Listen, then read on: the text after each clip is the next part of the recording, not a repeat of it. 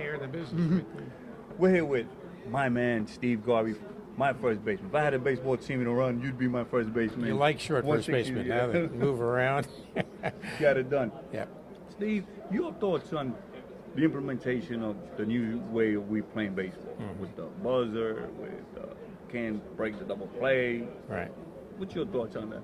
Well, I think you always have to be a steward of the game itself and history, and I think that's what, you know, the executive suite at MLB is doing. But they also have to think in terms of a new generation and listen to the fans and implement both. And it's a very difficult job because we always say during our era, right, it was better. I like to break up home plate, plays there and at second base. But, the business has changed also now, so I think they want to protect the players a little more, which is fine. I like the instant replay. This morning we were at MLB headquarters. We saw the replay center, which is sophisticated. But let's never forget the core of the game, and that's 27 outs, one more run. I like to see runs manufactured, and I like to see the home run. I like to see a balance of both. Now, when you see the game, does it? What goes through your mind when you see the overall game as a fan? Do you say, wow, it's not the way it should be played? Because I'm always up there in the press box and man, they can't even move the guy from first to second. Right. You don't see anybody going from first to third. Right. From second to home, the guys at right field can't throw.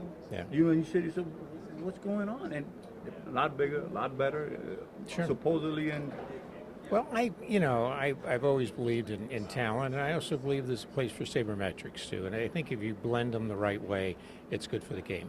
But I also, I used to get 10 or 12 bunt hits a year.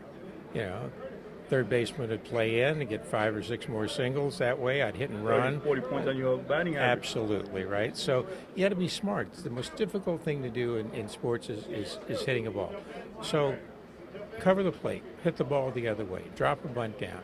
Don't be afraid to signal to the guy in front of you, you get going, I'll hit one through that side. Because inevitably it may be about a launch angle during the season, but in the postseason it's about manufacturing runs. Right. The winning team will have manufactured more runs. Now, what do you think, your thoughts on, what do you think Tom Lasorda would have handled this laptop in the dugout and, them telling them the way Belichick handles it up in New England. I kid that, Tommy, if I would have said to Tommy, let's talk about my load management, he would have said, get your load out there. I'll tell you when you get off the field, which I would never do because of the consecutive game streak. But that was then. This is now. Managers have to be sensitive. They're dealing with commodities. Different sensitive times we're going through. Right. And Lasorda would let you know. The guys now have to wait, talk to them later, emphasize what they didn't do, what they should do. The only thing I'm concerned about is control the things you can control, like running to first base as hard as possible. That's what you owe the Shrews. Steve, you were there when Pete Rose broke that hit, man. That must have been special in both ways of the coin. I mean, what goes through your mind as the opposition when somebody like that gets Well, I was also on the field for Hank Aaron's 715. That's right. So I'm going to write a book, best seat in the house, and I didn't have to pay. Nolan Ryan's 6 no-hitter, my 1,000th game. But when Pete broke that record, it was a rare time I saw him emotional. Because it's a journey. And plus with his son there, his son was there, and the family came out. And all of a sudden, the cheering stops, 15 minutes standing ovation. I go over, he's at first base. I said, what'd you do? Something different tonight or something special? You got a hit. You've been struggling. He laughed, something to break the ice. Finally, listen, I'm sure that you've seen that movie, The Field of Dreams. Yeah. Who would you, when you're a little kid, you always want to face, I always wanted to face J.R. Richards, Nolan Ryan, and people like that. Who would you want to face? I want to face those guys. No, but I grew up as a bat boy in spring training in Florida with the Brooklyn Dodgers. So I grew up with my idols, my heroes, Reese and Hodges and Ferrillo, Robinson, Campanella. So I was blessed. So I was able to take those experiences with me in my journey and respect everyone.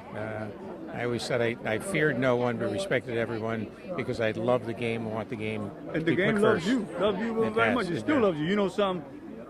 I'm really sad that you're not in the Hall of Fame. And I've been pulling for you in the Hall of Fame. I said, man, this guy's a Hall of Famer. It's either you're in or you're not, man. You're a Hall of Famer. Well, thank you. A lot of people think so, and I do too. And I on hope the you ballot get there this year, soon, so yeah. maybe this is the year. Hopefully. I'll see you in Absolutely. Cooperstown pretty soon. God bless. Be Thank safe, you. brother. Thanks so much.